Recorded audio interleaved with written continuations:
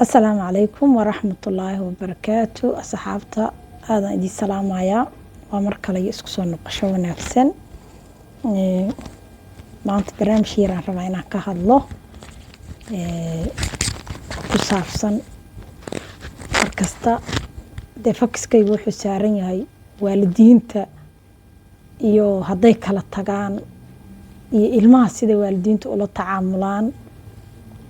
gabar walaasheeya oo qisadeeda soo dhigaysay youtube-ka aan dhowr koleyba qisadeeda dhan waa wada fiirsaday qisadeedii u dambeysay waxaa ku jirtay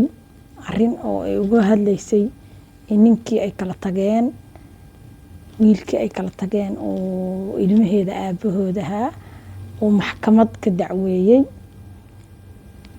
marka maxkamaddii markuu ka dacweeyey hadaladeedii waxaa ka mid ahaa inuu maxkamaddii uga dacweeyey oo uu yiri waxaan lacagtaas aniga ma awoodo yacni lacagtii laga soo jarayay kole maraykankay joogaan gabadhaan koleyba inaa kulligiin aragtiina umalaynaya wiilkiisa weyn oo jira 18 hadda gaaray aniga wiilkayga oo asigana dhalay wuxuu dhigtaa jaamacad weli wuxuu u baahan yahay in ma aragto wax loo qabto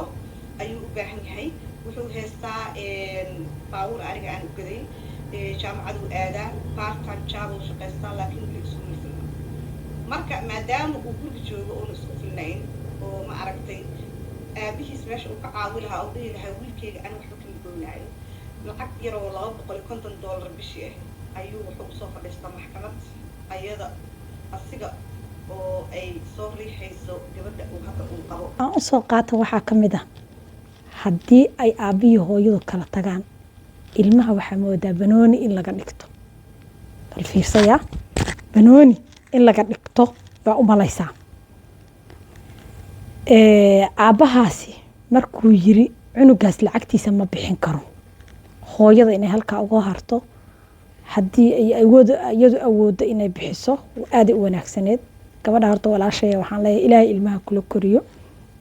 waa xanuun ilmo markuu aabahood kaaga tago walow aada afrika joogna meel aad uga xamaalatid asagii xitaa wax lagaaga soo jaraya aa weli joogtid stiil alxamdu shukri dheh tayada labaad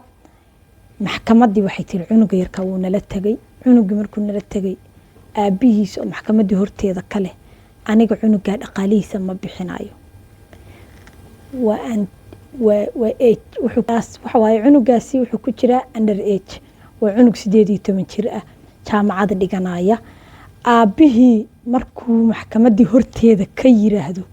aniga cunugaas bixi maayo lacag yar oo qadarkeeduba yahay 200 iyo konton meelahaas ya meeqa cunugaa dhibaato gaaraysa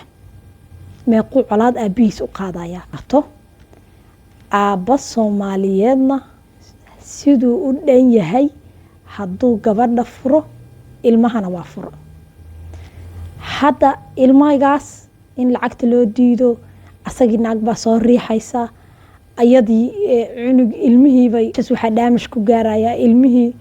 dhibaato waxay ku dhacaysaa ilmihii xanuun waxaa la darsayay ilmihii waalidiintu hadday kala tagaan waxaa fiican meesha in laga saaro ilmaha ayagu waxay iskula ficiltamayaan daaha gadaalkiisa iskula ficiltamaan ilmaha xanuunka markaas ay qaadaan cuqdad nafsiga ay qaadaan fiina abadan wuu la soconaya aabbahaasi kuma fikirin biri inuu ilmaha usoo baahanayo in uu soo mudan doono inuu ilmihiisi yihiin in mid waxna kuma fikirin aabbahaas ilmo maxaa soo baxaya laba waalidoo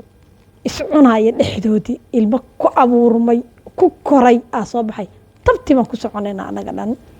marka gabadha walaashaya horta waxaan leeyahay ilaahay awlaada ha kula koriyo waxaa ugu qoran youtube-keeda uma qaalid waxaan leeyahay ilaahay awlaada ha kula koriyo laakiin ilmaha iyo dagaalka adiga iyo odaga inay ka dhexeeya anigu tala ahaan walaaltinimo waxaan ku dhihi lahaa labaha laga kala dhigo meelaha aad adiga asagoo ku ficiltamaysiin ama maxkamadaha uu ku saarayo ilmuhu ka madax banaanaadeen yayna ogaan si ilmo qalbigooda nadiif yahay oo aan soo saarano oo anagana anfaca oo aabahooda anfaca oo ummadoo dhan anfaca. marka